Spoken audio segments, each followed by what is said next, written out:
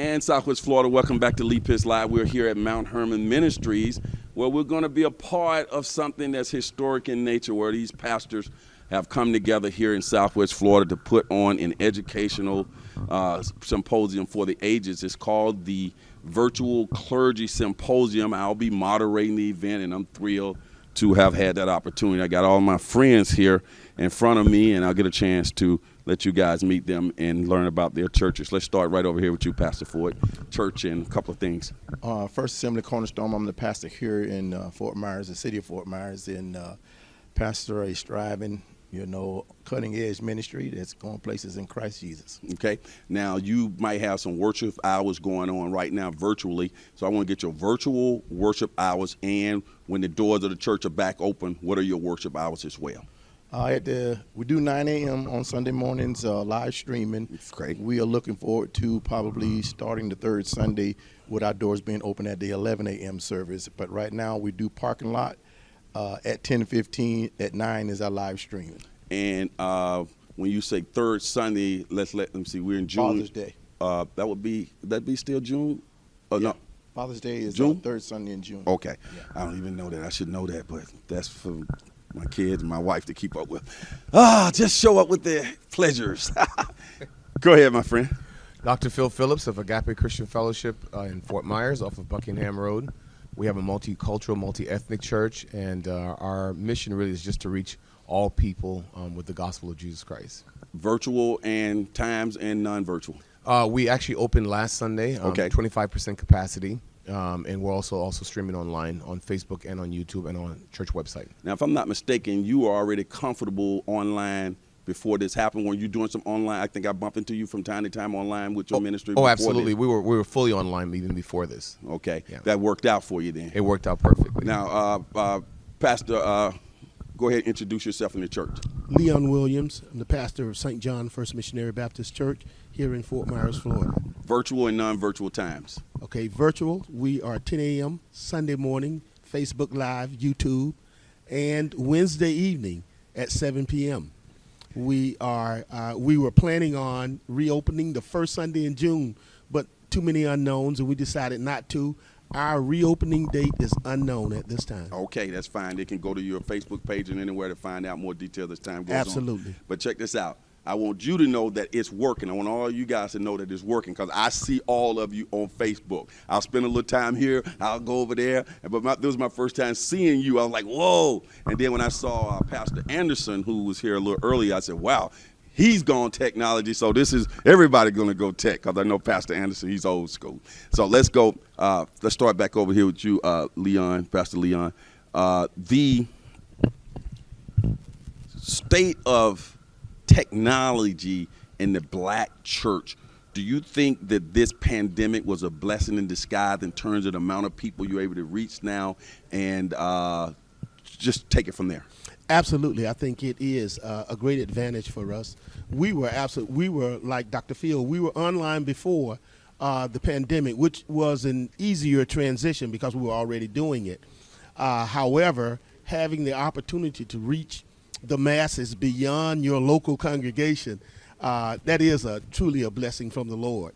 What was that surprise moment when you went, aha, wow, there's more people than I thought? What, did something happen, some views on your views, or when did you realize this is really working out?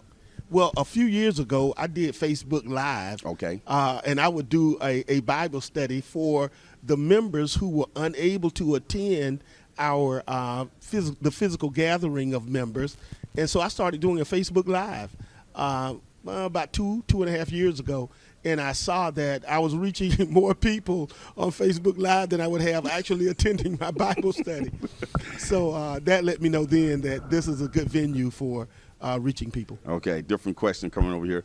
The pandemic and all the unrest that's going on in society in general, all coming together at one time, making the church and ministry and encouragement and all these things so vital. Talk to me about how you're going about covering all of these things from a biblical perspective with your church.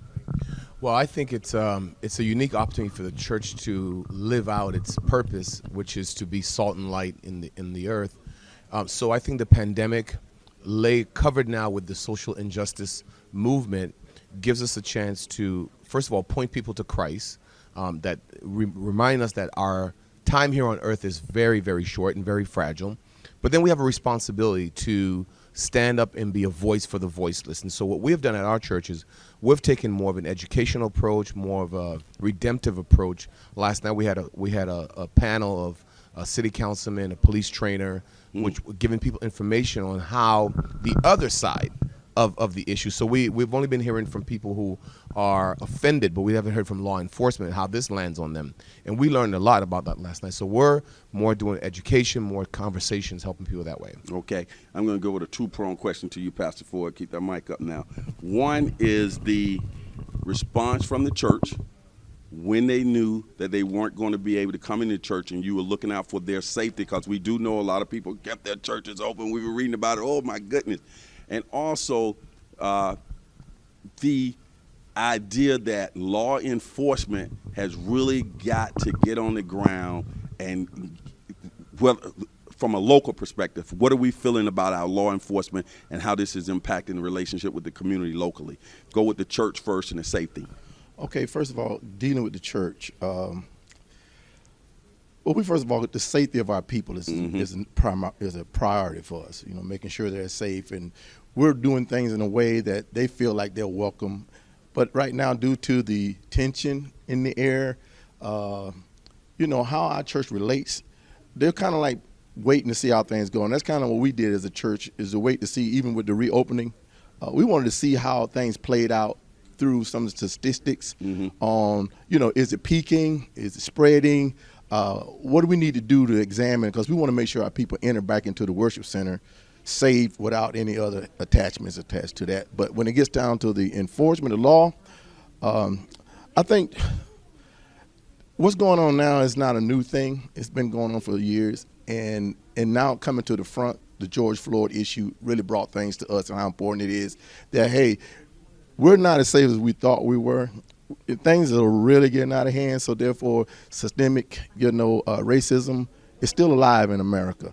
And maybe sometimes in this particular area it's not as what we call explosive a scene in many ways, but it's not like that in our inner cities. It's not like that in other parts of our state. So how our people are dealing with that, hey, like Pastor said, we're having conversations. We just did an event the other night called Changing the Narrative at First Assembly, where we all sat down and we talked about everything that deals with not only just the racism issue, but how can we change it? How can we make it better? And those are discussions that have to be taught, not only with the church, African-American church, but with our Caucasian church members as well, because they have to voice the same thing. We all got to stand together on this. Pastor Williams, when we see all of these pastors coming together, black pastors, let's make sure we say that.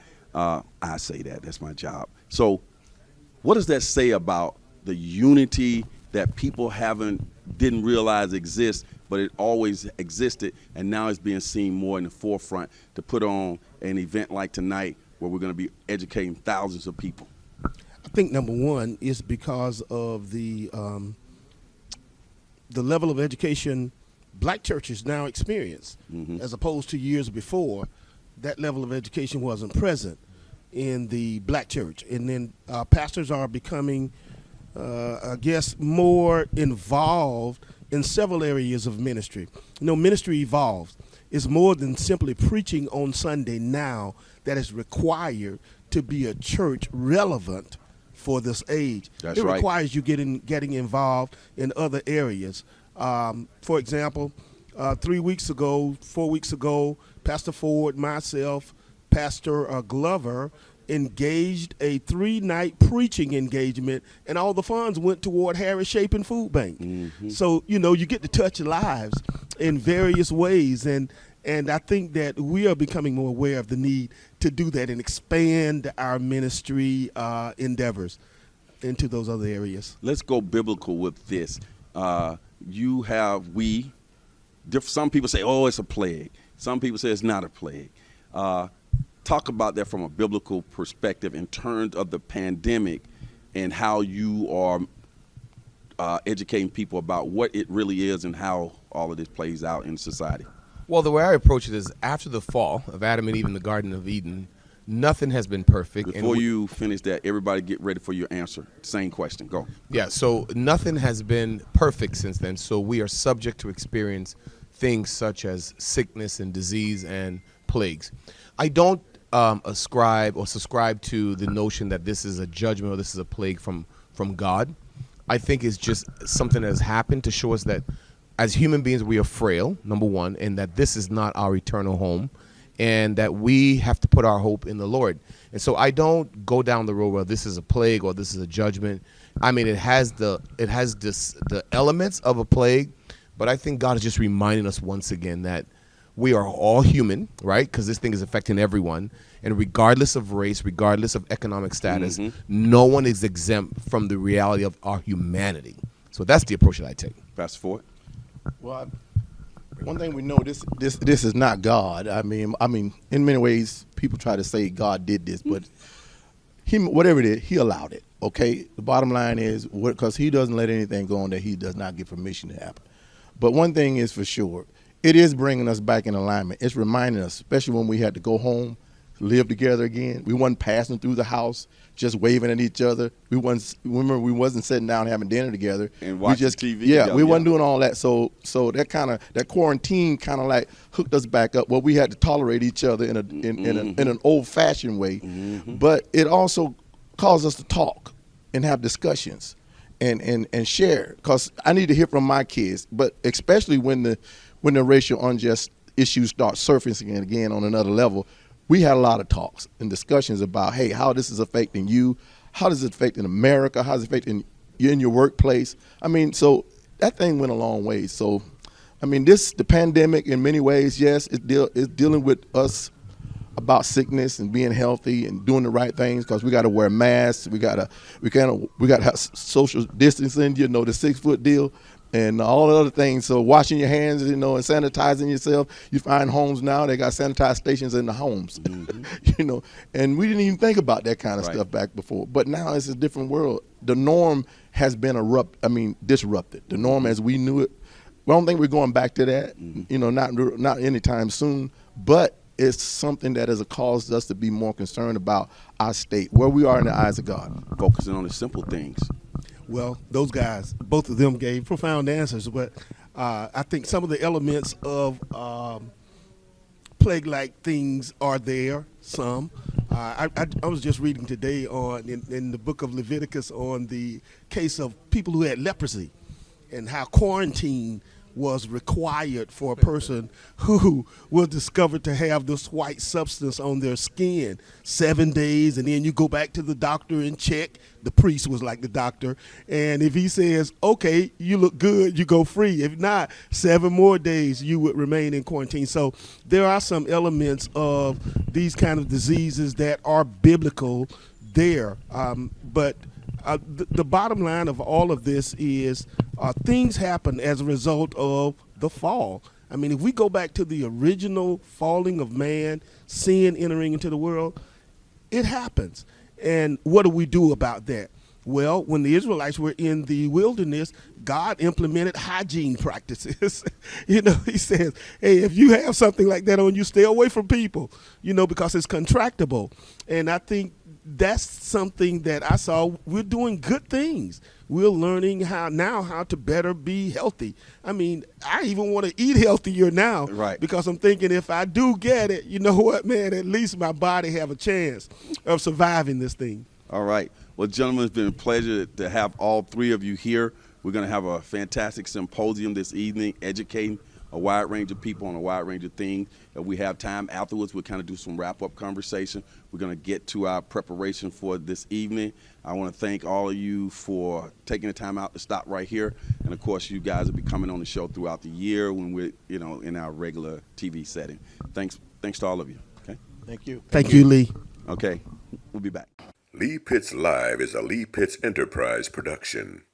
Hello, Southwest Florida.